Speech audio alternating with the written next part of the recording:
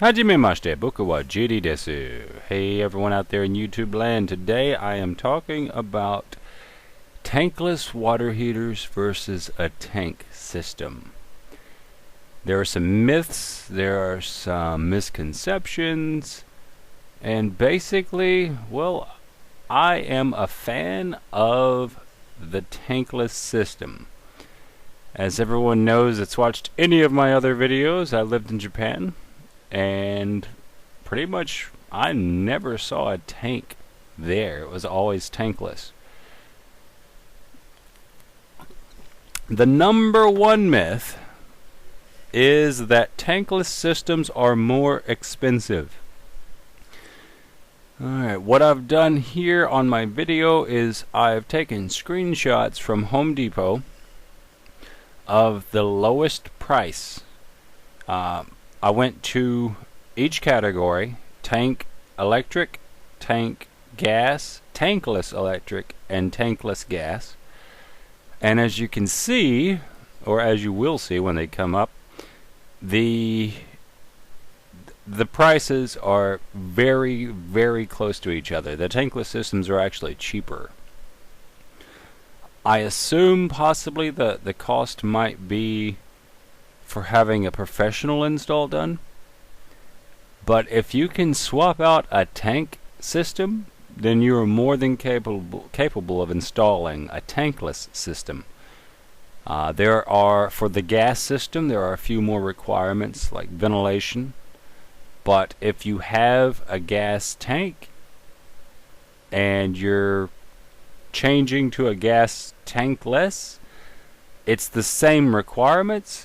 It's just the tankless system will be mounted on the wall, so you have to have the ventilation adjusted for that, which is just a bendy pipe. This is not professional installation advice. This is not an ad for Home Depot, Lowe's, or Rheem, or any of the specific brands of tankless systems.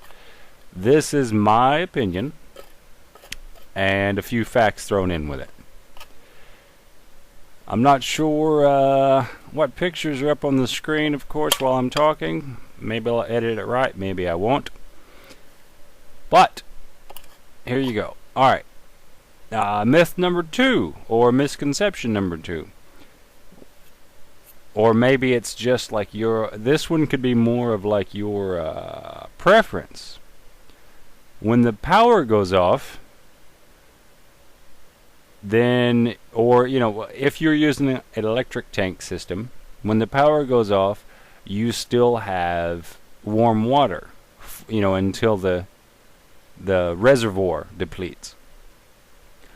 Well, for me currently, that doesn't matter, because if the power goes off, then my well pump, we live on well water, it doesn't work without electricity, so I'd have to fire up the generator. So either way, it doesn't matter, because I have a generator, or if I don't have power, then there's no water or hot water. So if you're on a gas system and you lose power, then it doesn't matter, unless, because you still have gas. Unless, of course, you're like me and on a well pump. Now that's all fine and good. That's a good argument. I don't agree with it, because how often do you lose power? I live out in the country on 4 private acres. We've lost power. I've been here 3 years, I believe. We've lost power once a year. So you're saying that one time a year that you lose power, you can't take a shower because there's no hot water. Okay, well, there's no water for us anyway, but if you live in the city, you might lose power once every 2 or 3 years. I'm not sure what the statistics are. Just think about it, though. So let's say you lose power once a year for 2 days. So for 363 days, 362 days a year, you can shower as long as you need or as long as you want. But on those 2 days that you lose power, you cannot shower with hot water or warm water. Which one logically balances itself out?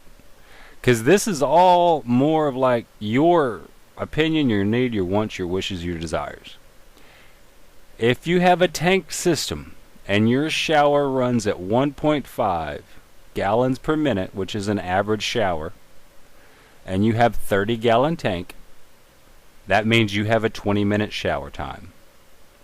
That also means that if you have a roommate, a wife, a husband, any of that, children, that if you shower for 10 minutes and then they shower, they can only shower for 10 minutes if it's back to back.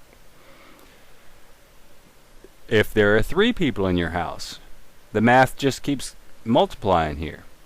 If you have a tankless system, you can shower for an hour. They can get in behind you and shower for an hour. Your next door neighbor can come in and shower for an hour. You can literally turn the shower on and leave it running all day. Now that is not the point of a tankless system. Here we're breaking down, I think we're on number 5, which I don't care to follow a linear pathway here, but let's say myth number 5. Alright, with a tank, you are constantly, even on vacation, even when you're not at home, you are constantly heating 30 to 50 or more gallons of water. You're burning either natural gas or you're using electricity to heat 30 gallons, 40 gallons, 50, however big your tank is. And the point of a larger tank is for longer shower time or more hot water. So you're constantly heating this. Now, yeah, when you go on vacation, you can turn it on vacation setting. Or you can turn it all the way off, which is a headache because then you have to restart it, right? Or you have a tankless system that the only time it produces hot water is when it is on. So you come in, you're at home. Let's say you're home 10 hours a day. And during that 10 hours, you take a shower and you wash dishes. Maybe you do laundry. Well, that's 3 uses. So with a tankless system, you used gas or electricity 3 times for the duration, however long it took to wash clothes, dishes, and take a shower. But that entire 10-hour period, what was that, an hour? So that 10-hour period, for 9 hours, you used no power to heat water. With a tank system, that entire 10 hours is used keeping water at whatever temperature you set your tank to, regardless of use. Let's say you come home that day and you don't even bother taking a shower, washing dishes, doing clothes, anything that involves hot water. So you just, for 10 hours, heated water. 50 gallons of water. So awesome, right? Now you don't want to turn it off because you might take a shower, wash clothes, or do dishes. So I mean, it's really up to you. That's pretty much all I have on it. The price, breaking it down line by line, the prices are very similar, and as you'll see, you can Google it yourself or jump on Home Depot, Lowe's, any place that sells tankless and tank systems together. Compare them. Tankless systems are actually cheaper. Now you might have to, might have to be installed differently or whatever. But not only are they cheaper when you buy them, but they are cheaper over the course of life. Your electric bill or gas bill will be lower because you're not using it 24 hours a day. Now it might be, the installation, you may, I have to stress that, need to get a new, breaker. It depends on which one you go with. And you might have to, you will have to mount the tankless system on a wall. It just doesn't stand freely. So there are those costs to consider, but overall, if you own a house, if you put in a tankless system, you are going to save money. There is a reason why you get, there's the other thing, you get a tax rebate for installing these things. I'm not sure if it is still in effect. Speak with your accountant. I am not a CPA.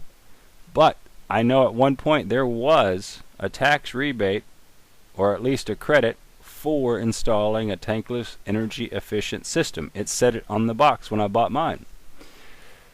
I will be doing a video soon on the installation of one of these bad boys because I'm replacing my old system with a new one. Keep an eye out for that. Subscribe if you want to watch it. And I think that was all of my points. So you'll have a good night, or good evening, good afternoon. If you've been here this long, good afternoon, good evening, and good night. Don't forget to subscribe and like. Thank you. Bye now.